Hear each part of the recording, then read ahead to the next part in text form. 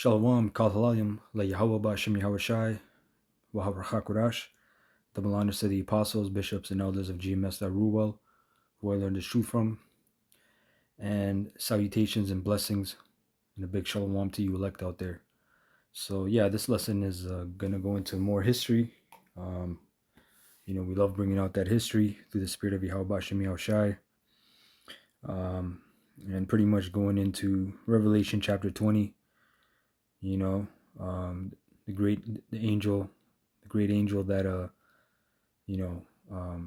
had the chain in his hand and laid hold on the beast, right, the dragon.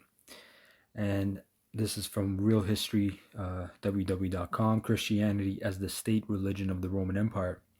And we use this figure of 325 AD because it pretty much links up with the 1,000 years in the book of Revelations, chapter 20. Which let's actually get that first. Revelation 20 and 1. And I saw an angel come down from heaven, having the key of the bottomless pit and a great chain in his hand, right? The bottomless pit being Europe. And he laid hold on the dragon, that old serpent, which is the devil and Satan, and bound him 1,000 years. So that dragon being the Roman Empire, all right, the Edomite Roman Empire, right, the pagan Roman Empire, all right. You had the 12 original Caesars, okay. Esau had his reign, but Jake was already up in there as senators, as knights, as politicians, okay, almost as every facet of society. And they reached the pinnacles of being the Praetorian Guards, right, which is pretty much the guards to the emperor. And a lot of times those guards, when the emperors were wicked, doing too much, the Praetorian Guards would actually execute the emperor, the Caesar. So Jake was up in there, and we used to say that 193 AD, you had this man Septimius Severus, but you had emperors who were Israelites before Septimius Severus. But that 1,000 years again is that time period of 325 AD because of that culmination of really Christianity coming together as an empire. That religion was there to bind the pagans together. Because we know that when Constantine himself was a pagan, he may have been an Israelite, but he was a pagan. He wanted the votes and the trust of people who were mostly pagans. Okay, so that's who his society depended upon. His empire, right? And verse 3 says, and cast him into the bottomless pit and shut him up and set a seal upon him that he should deceive the nations no more till the 1,000 years should be fulfilled. And after that, he must be loosed a little season. And also 325 to 1325 is when you had the first of the plagues, the Black Plague. Okay. It was the 1325. I forget if it was the pneumonic or bubonic. Okay. But you had one in 1325 and one in 1350. And then as well, you had the Ottoman Turks take over Constantinople, which was around that time, 100 years later or so. So it all culminates around 1,000 to 1,100 years, right? So it says the First Council of Nicaea, 325 AD, formalized Christianity as the state religion of the Roman Empire. And Rome became the center of Christianity when Rome was sacked by the Albino Germanics in 410 AD. Now, this guy that runs this site, he claims the Germanics were Edomite or Caucasian. He didn't say Edomites, but Caucasians. But you had many Israelites scattered among the Germanics, and we're going to go into that. But nevertheless, let's read on. In 410 AD, though the papacy remained in Rome, Constantinople became predominant because by 410 AD, these allotted majority of you Edomites, you were in the Caucasus, you were being vassals of the Islamic world, you were in captivity over there, or you were vassals in the Christian Byzantine world. Okay. It says in 800 AD, Pope Leo III crowned Charles I, King of the Franks, or Charlemagne, as Holy Roman Emperor. even though there was already a Roman emperor in Constantinople. Under the protection of the Frankish emperors, the Pope was once again able to exert authority. And that man, this key figure, Charlemagne, he was an Israelite. He was a dark skinned man. When you look him up, this is Charlemagne, a church glass. Okay. Um, Majority of these are dark skinned images, as you see here, but I just want to show you the one where they try to lighten him. You see, they try to take off the pigment, but you're going to see various versions of the same glass, as you see here. Right? I just showed you the same glass. Okay. Let me see right here. This is the original. This is the original. That's Charlemagne in the center. Okay. And this is from a cathedral, right? Stained glass cathedral. So this is official. All right. So I just wanted to point that out and show. Here you have another. It looks like priests. Again, this was all a time where Israelites were ruling, right? Whether they were called Moors, Franks, Christians, whatever, Gauls, which Gauls came before the Franks, obviously, but those Gauls were pagan until they converted to Christianity. There was one more I wanted to show. You see, they lighten the images. So it's the same cathedral, it's the same glass. There's one second. If I can't find it, it's all right.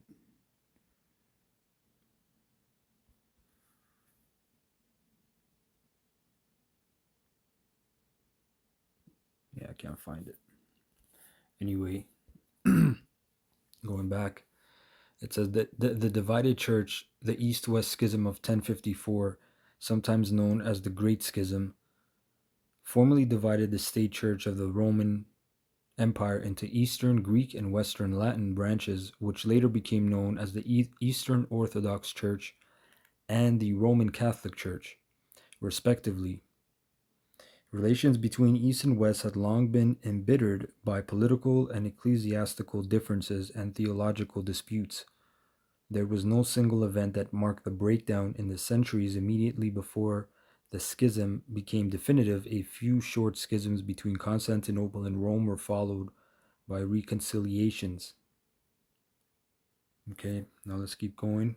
It says, today, the Eastern Orthodox Church, being continuous, still depicts the original Christians as they really were, as blacks, though somewhat whitenized. The Western Church, including its dissenting offshoots, Roman Catholics, Anglican, Anabaptist, Baptist, Congregational, Lutheran, all this other shit I'm not going to read, apparently unafraid of damnation for heresy, chooses to falsely depict them as albinos. Well, obviously they don't give a shit about damnation because, first of all, there's no such thing as damnation, but these are Edomites that hijacked these churches pretty much, or created some of them, and did their thing, man.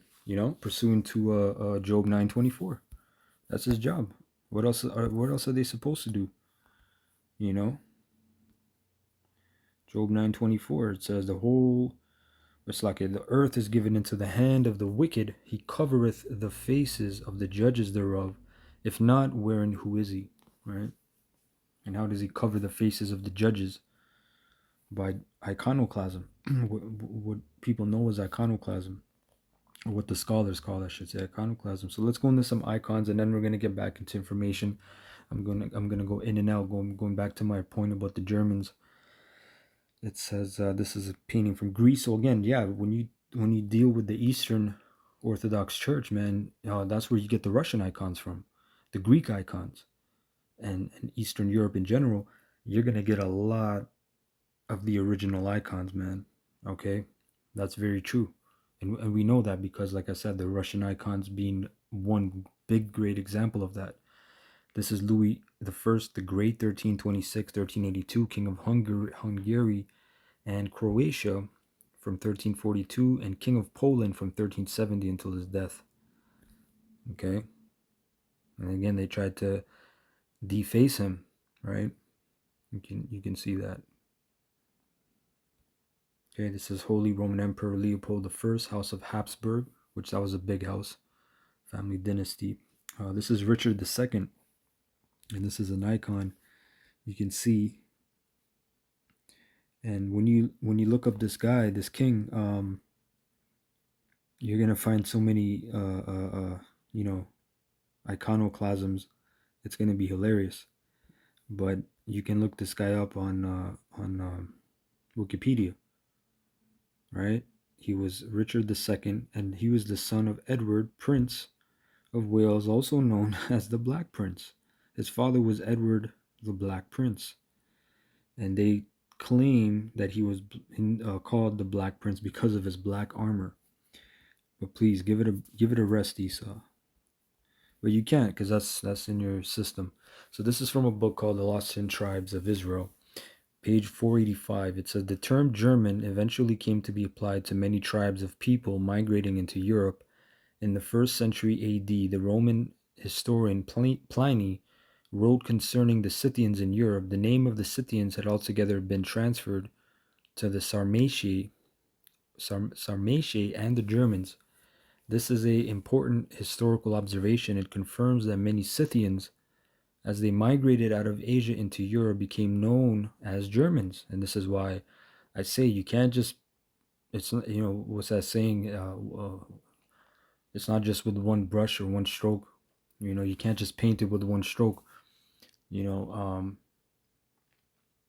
there's different peoples mixed up. But we know the Scythians for sure. The majority of those, if not all, were Israelites. And that's why they were such a big nation that's why Paul mentioned them specifically. He said the Scythians, right? That's in the New Testament, right? Why did he just randomly say the Scythians, right? Colossians 3:11, where there is neither Greek nor Jew, because at the time the Israelites were heavily influenced under the Hellenism. Okay, you had Hellenists and you had Hellenes, which were Greek nationals, right?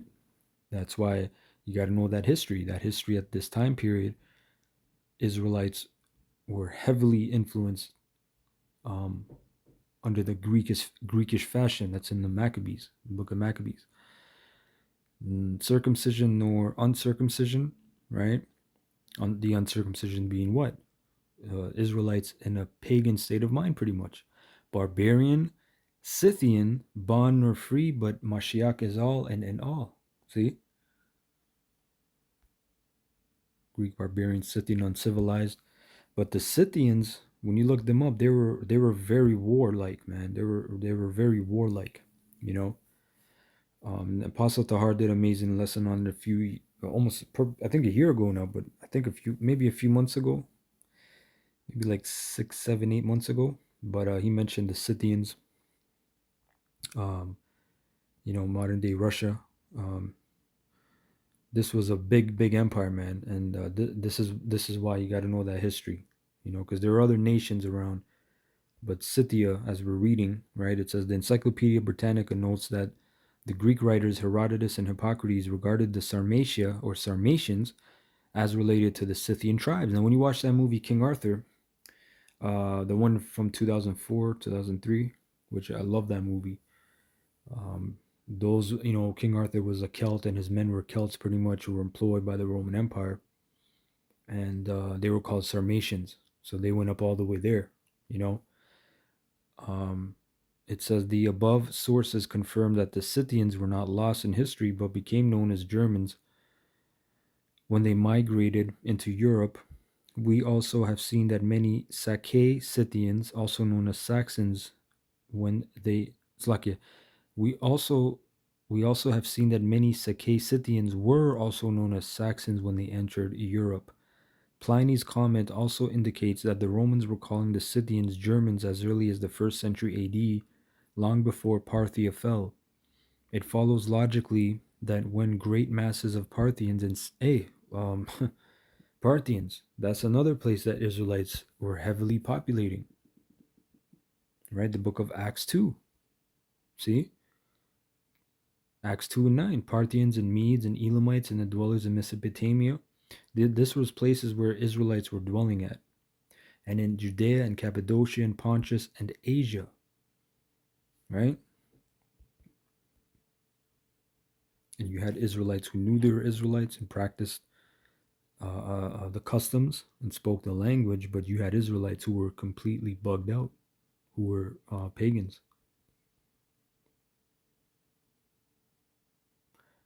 It says it follows logically that when great masses of Parthians and Scythians poured into Europe seeking new homelands, the term German would be applied to many of them as well. As the Saxons migrated into Europe and the British Isles, they were closely allied to the Jutes. Now, this is interesting history about an ancient peoples in Britain called Jutes, or the Jutes. Right, all these empires, Jakes, were scattered to. That's why James 1, which is a great scripture, 1 and 1. James, a servant of the Most High and of the Lord Yahushua, Mashiach, to the 12 tribes which are scattered abroad, greeting. Okay? That word scattered is diaspora, which is a great dispersion and a curse. Ultimately, it's a curse. Okay, of Israelites scattered or dispersed among foreign nations and them taking on the customs. All right, taking on the customs of those nations pretty much. So the Jutes, it says, or Jutes, history records that after their entry into the British Isles, they settled in Kent, the Isle of Wight, and parts of Hampshire or Hampshire. The Jutes left their name Jutland on the Danish peninsula of Jutland. Where did they come from? Is there any, or is there evidence of their name in Asia? There certainly is. And even when we find them closely identified with the Sacae, who became the Saxons, in which we know the Saxon means son of Isaac. Okay, and then they added the Anglo, the angelic sons of Isaac. When describing the Sacae Scythian tribes who migrated out of Asia in the 2nd century BC to merge with the Parthian Empire, George Rawlinson notes that the greatest tribe, the Massagetae, who was also named the Great Jits or Jats, these migrating Sacae or Saka, gave their name to the Parthian province of Sakistan and to the Saka kingdoms of northwest India. The term Jat has survived as a caste name in northwest India into modern times, attesting to the ancient dominance of the Jats in that region. The Encyclopedia Britannica gives their origin as being either with the Getae of Herodotus or Scythians or Indo-Scythians. Collier's Encyclopedia adds that they are believed to be descended from the Saka or Scythians who moved into India in a series of migrations between the 2nd century and the 5th century AD. And then that's where you have Israelites that went into India, right? And they were dispersed through India, and then they took on different Zoroastrianism, and then they spiced it up. When Jake does their shit, and that whole Enlightenment thing came, and you had Buddhism. They went east, That's how they went east and spread all those different things. That was one of those great migrations. Okay, it says down here, many of the Saka migrating to Europe became known as Saxons. However, one tribe remained the Indo-Scythian term Jat as they migrated into Europe, becoming known as the Jutes. Since the Jats were closely linked to the Sacae in Asia, we would expect to find them closely linked to the Saxons after they migrate into Europe. Note that the consonants of Jats and Jutes are identical. Let me see.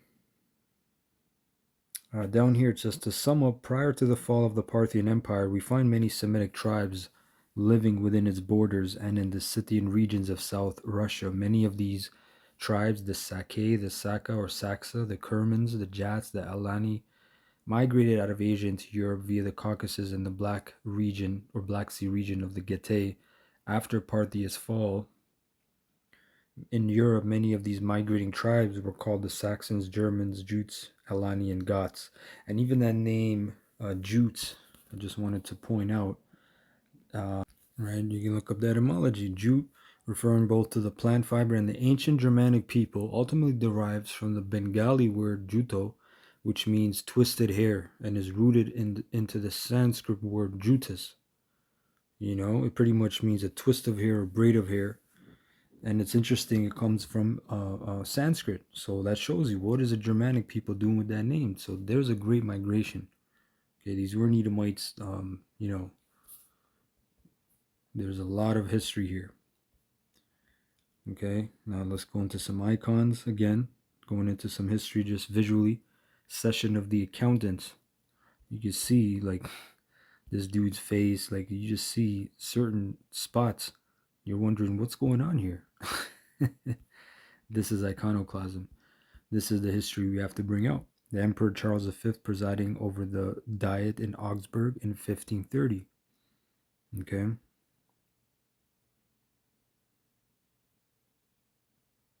In the back. All the way in the back.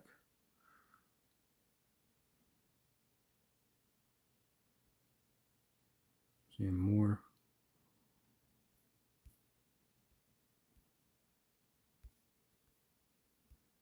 Okay. This is Emperor Henry II.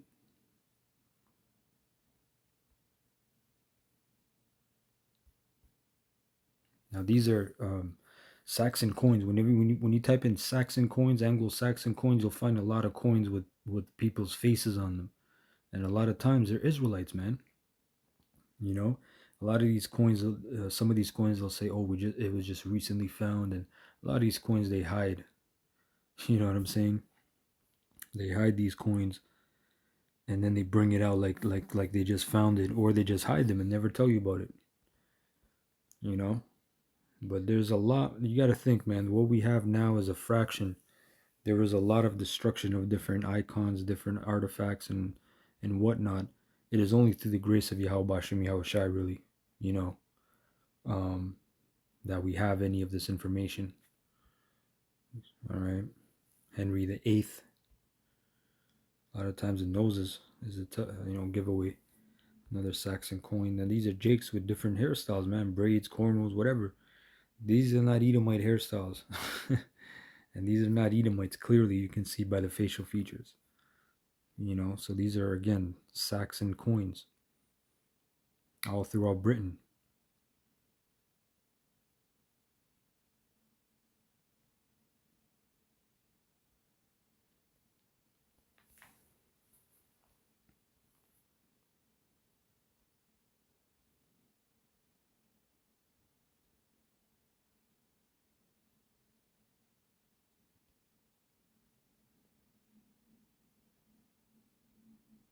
Okay. And yeah, after this is pretty much it. It's another icon. Different kings. Doesn't have the description. But that was pretty much it, That's pretty much all I had.